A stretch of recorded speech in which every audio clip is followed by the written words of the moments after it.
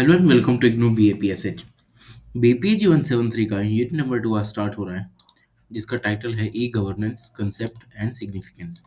ये इस यूनिट का पार्ट 1 होने वाला है, जिसमें आज हम करेंगे मॉडल्स ऑफ ई गवर्नेंस तक के टॉपिक्स को। तो सबसे पहले आता है concept of e governance. E governance होता क्या है? ई गवर्नेंस आईसीटी की ऐसी एप्लीकेशन होती है गवर्नमेंट प्रोसेस में, जिसमें जो गवर्नमेंट है वो टेक्नोलॉजी का यूज़ करके अपने सारे प्रोसीजर को प्रोसीड करती है। जैसे कि आईसीटी का यूज़ करके जो गवर्नमेंट है वो अपनी इंफॉर्मेशन और सर्विस डिलीवरी को इम्प्रूव कर सकती है, सिटीजन्स के पार्टिसिपेशन को एंगेज कर सकती है, एनकरेज कर सकती है डिसीजन मेकिंग प्रोसेसेस में। और जो गवर्नमेंट है आईसीटी के यूज़ से वो ज़्यादा अकाउंटेबल, ट्रांसपेरेंट और एफिशिएंट बनती है, क्योंकि आईसीटी का यूज़ करके जो जनरल पब्लिक होती है वो किसी भी इंफॉर्मेशन को जो गवर्नमेंट से रिलेटेड है उसको इजीली एक्सेस कर सकती है। अब जो मिनिस्ट्री है इंफॉर्मेशन और टेक्नोलॉजी की वो ये कहती है कि जो ई गवर्नेंस है वो सिर्फ कंप्यूटराइजेशन नहीं है ऑफिस ऑपरेशंस का, बल्कि आईसीटी से फंडामेंटल चेंजेस भी आते हैं गवर्नमेंट के ऑपरेशंस में। जैसे कि आईसीटी का यूज़ करके नई नई रिस्पॉन्सिबिलिटीज़ निकलती हैं लेजिस्लेचर, एग्जीक्यूटिव और जुडिशरी के लिए, और साथ ही साथ में सिटीजन्स के लिए भी।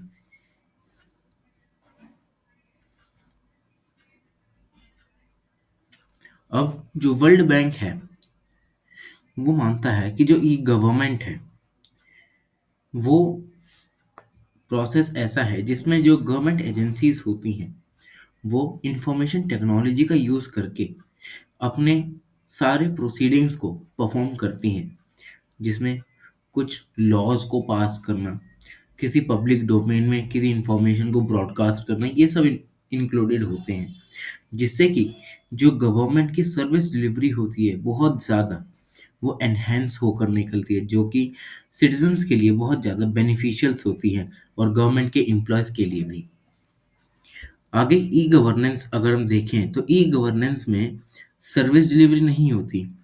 ये एक मल्टी डायमेंशनल कंसेप्ट है, जिसमें आईसीटी का यूज़ करके गवर्नेंस में जो ओपननेस, अकाउंटेबिलिटी या जो multi stakeholders decision making में पार्ट लेते हैं वो सब यहाँ पे इंक्लूड किया जाता है।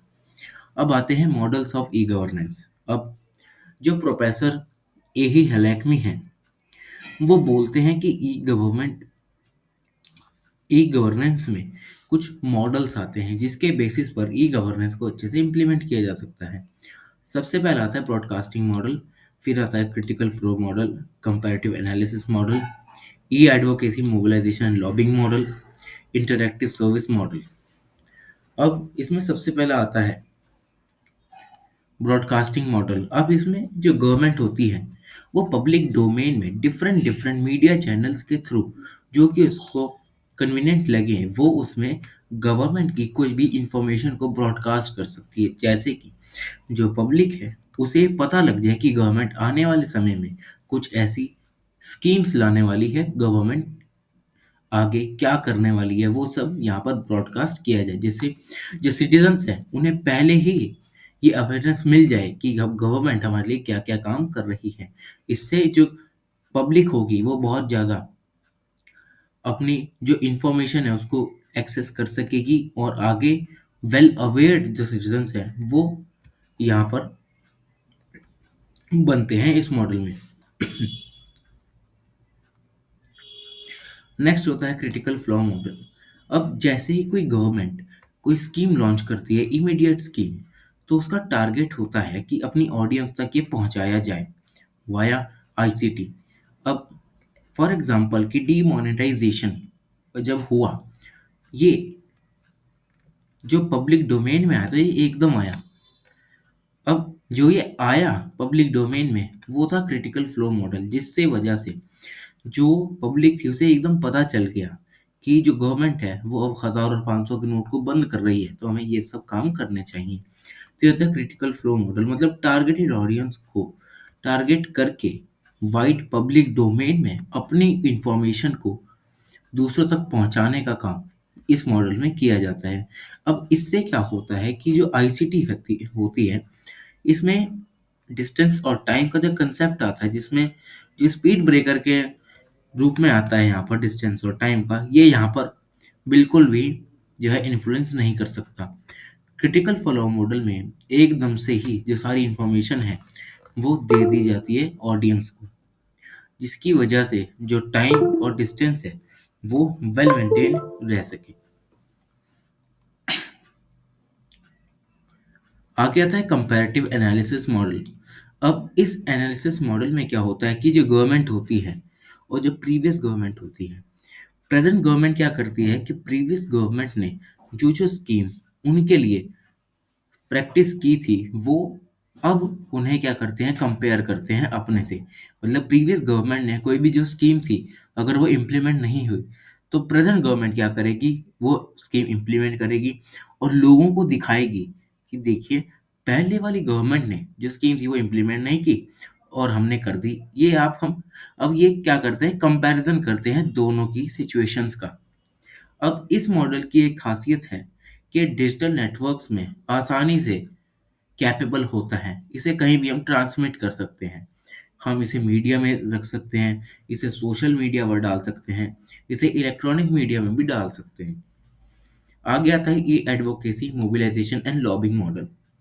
अब इस ये मॉडल क्या करता है कि जो ग्लोबल सिविल सोसाइटी होती है उन पर गहरा इम्पैक्ट छोड़कर जाता है, क्योंकि इस मॉडल से जो सिविल सोसाइटी होती है उसे एनकरेज किया जाता है ताकि वो डिसीजन मेकिंग प्रोसेसेस में पार्टिसिपेट करें।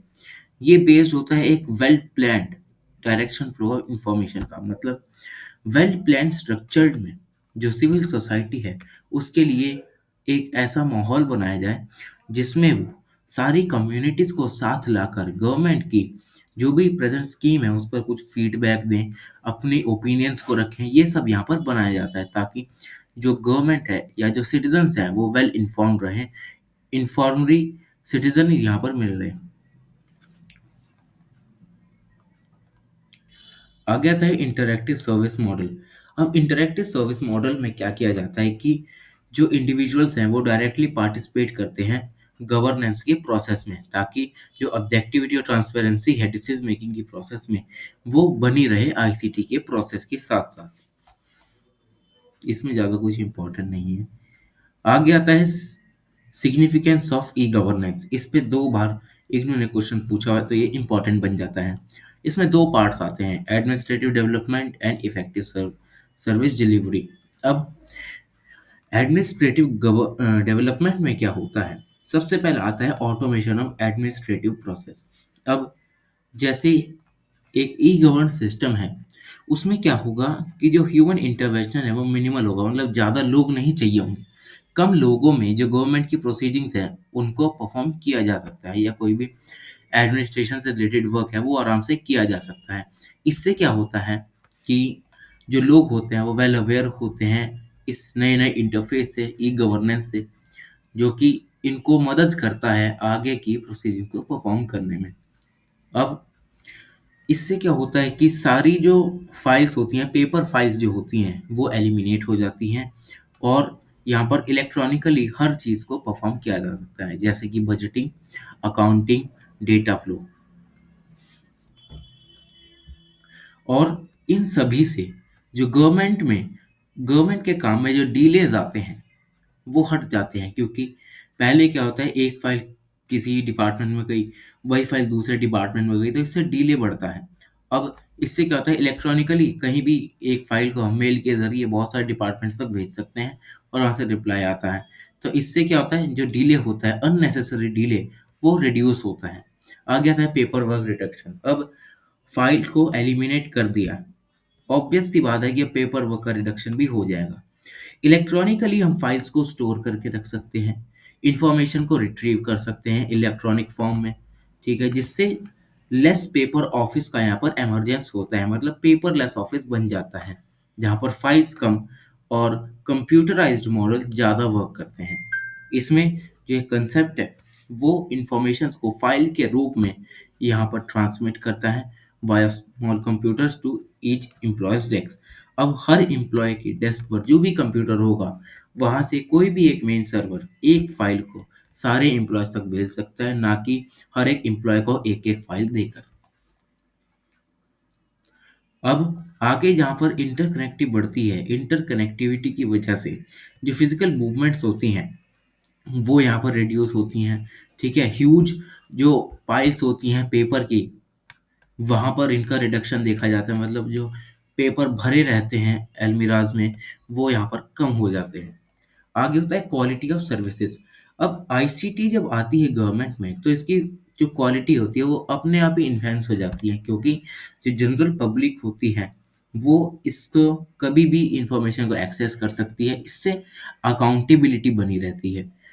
गवर्नमेंट रिस्पॉन्सिबल होती है अपने किसी भी एक्शन के लिए जनरल पब्लिक से, और यहाँ पर सेंसिटिविटी भी बनी रहती है। अब जैसे जैसे क्वालिटी इंप्रूव होगी सर्विसेज की, इससे क्या होगा कि जो लोग काम करने वाले होंगे वो भी अपनी सर्विसेज को एफिशिएंटली दे पाएंगे दूसरों को। आगे आता है एलिमिनेशन ऑफ हायरार्की। अब आईसीटी ने हायरार्की को भी यहाँ पर रिड्यूस किया है। जैसे कि कोई एक फाइल है, उसको डिफरेंट डिफरेंट डिपार्टमेंट्स में भेजना है। अब क्या होगा, कोई फाइल एक डिपार्टमेंट में जाएगी, फिर दूसरे में, क्या पता जहाँ वो गई वहाँ वो खो भी गई हो, ऐसा भी हो सकता है। तो इसी वजह से आईसीटी ने इस हायरार्की को ख़त्म कर दिया है, एलिमिनेट कर दिया है। किसके ज़रिए? इंटरनेट और लैंड के ज़रिए, जिससे कि जो डेटा है वो वेरियस लेवल्स पर सेम टाइम पर हम कभी भी भेज सकते हैं। आ गया था चेंज इन एडमिनिस्ट्रेटिव कल्चर। अब ई गवर्नेंस के साथ साथ जो पब्लिक एक्शंस होते हैं वो पब्लिक लेयर में, मतलब पब्लिकली, वो कभी भी पब्लिक डोमेन में कभी भी वो ट्रांसमिट किए जा सकते हैं, जिससे कि जो वैल्यूज़ होती हैं अकाउंटेबिलिटी की, ओपननेस की, फेयरनेस की, इक्विटी की, वो बनी रहती हैं इस एडमिनिस्ट्रेटिव कल्चर में, जिससे कि जो एडमिनिस्ट्रेशन होता है वह एफिशिएंट और रिस्पॉन्सिबली अपना काम करता है।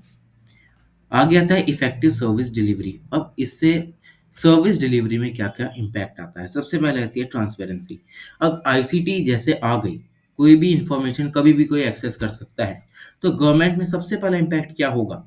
ये गवर्नमेंट ट्रांसपेरेंट रहेगी। यहाँ पर जो इंफॉर्मेशन है वेब के ज़रिए पब्लिकली यहाँ पर जो है वो पब्लिश हो जाएगी। इससे क्या होता है, कोई भी किसी भी समय इंफॉर्मेशन को एक्सेस करके अपना काम बना सकता है, जिससे कि जो गवर्नमेंट होती है पब्लिकली अकाउंटेबल भी बन जाती है। आ गया था इकोनॉमिक डेवलपमेंट। अब जैसे जैसे डिप्लॉयमेंट होता है आईसीटी का, उससे जो ट्रांजैक्शन कॉस्ट होती है वो घटती है, सर्विसेज चीपर बन जाती हैं, एक वेबसाइट से हम कोई भी काम कर सकते हैं। अब जो रूरल एरियाज होते हैं ये सफ़र करते हैं इस इंफॉर्मेशन के रिगार्डिंग। तो इसमें क्या होता है कि अगर जो गवर्नमेंट है वो इन रूरल एरियाज में अवेयरनेस फैलाए आईसीटी के लिए, तो यहाँ के लोग भी क्या करेंगे, इलेक्ट्रॉनिकली सारा काम परफॉर्म करेंगे। जैसे कि ई बैंकिंग हो गया, ई ट्रेडिंग हो गया, अपना सामान बेच रहे हैं इलेक्ट्रॉनिकली, ये सब यहाँ पर हो सकता है। इससे वहाँ के लोगों को क्या होगा कि बेटर अपॉर्चुनिटीज़ मिलेंगी अपने काम को करने के लिए, और वो इकोनॉमिक डेवलपमेंट में अपना कंट्रीब्यूशन दे सकेंगे। तो ये इकोनॉमिक डेवलपमेंट का इम्पैक्ट होता है। आ गया था सोशल डेवलपमेंट। अब जैसे-जैसे जो एक्सेस मिलता है इन्फॉर्मेशन का, वो सिटीज़न्स को क्या करता है, एम्पावर करता है कि सिटीज़न्स अपने अपने को मानते हैं कि हम किसी भी इन्फॉर्मेशन को गवर्नमेंट की कभी भी माँग सकते हैं। अब जो ये इन्फॉर्म्ड लोग होते हैं, ये अपने वॉइस को रेज़ कर सकते हैं गवर्नमेंट के अगेंस्ट भी, और पार्टिसिपेट कर सकते हैं किसी भी डिसीजन मेकिंग प्रोसेस में बिना किसी डिस्क्रिमिनेटरी फैक्टर्स के, जो कि उनके सोसाइटल बिहेवियर को अफेक्ट करता है।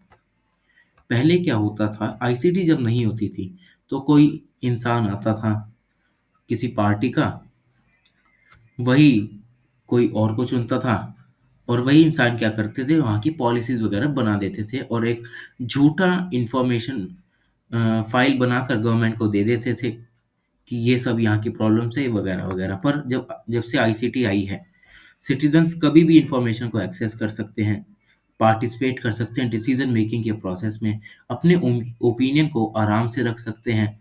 ठीक है, इससे क्या होता है कि जो पार्टिसिपेशन है वो बढ़ने लगता है, सोशली लोग डेवलप होने लगते हैं, डिस्क्रिमिनेटरी फैक्टर्स यहाँ पर एलिमिनेट हो जाते हैं।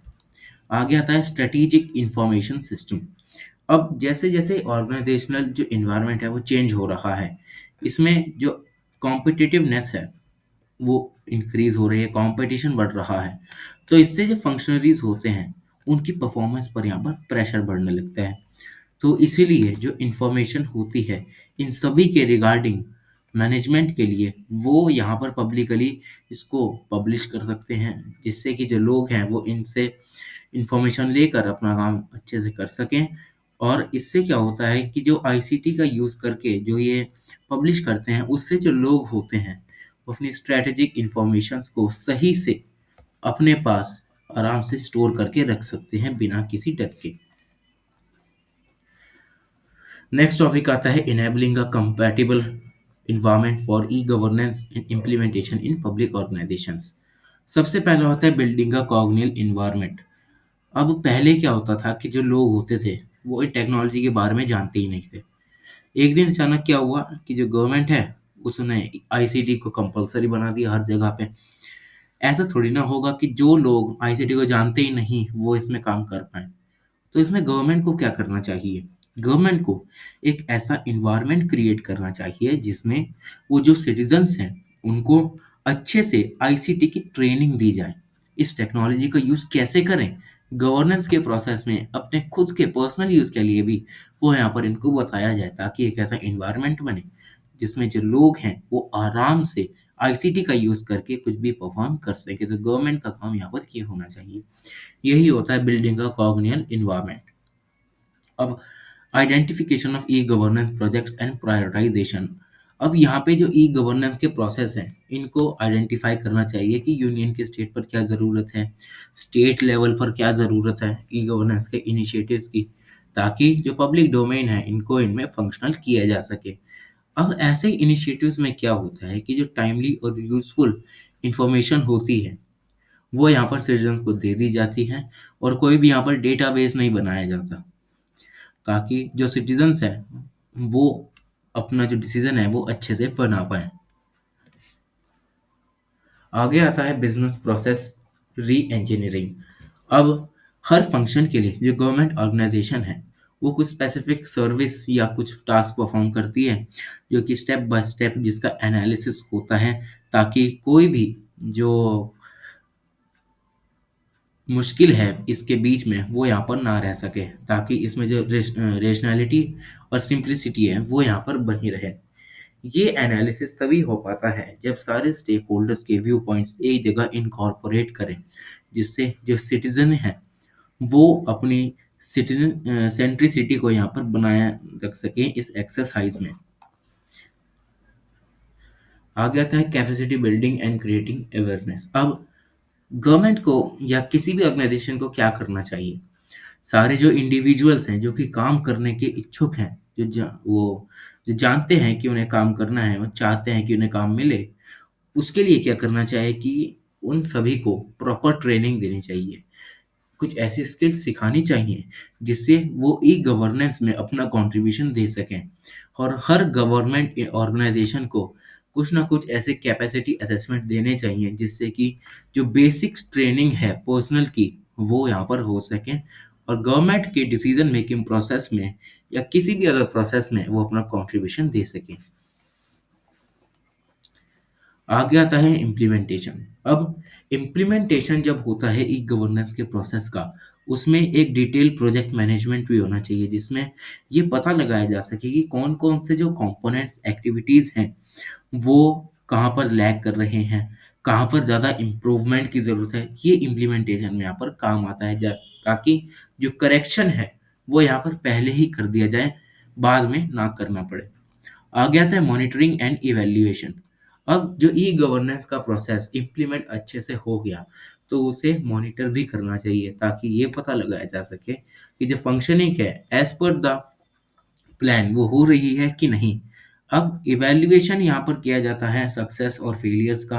अगर सक्सेस होता है तो सही बात होती है, फेलियर होता है तो यहाँ पर जो इंडिपेंडेंट एजेंसीज होती हैं उनको यहाँ पर अकाउंटेबल बनना पड़ता है, ताकि यहाँ पर जो गलती हुई है वो आगे ना हो सके। तो ये था यूनिट नंबर 2 बीपीएजी 173 का।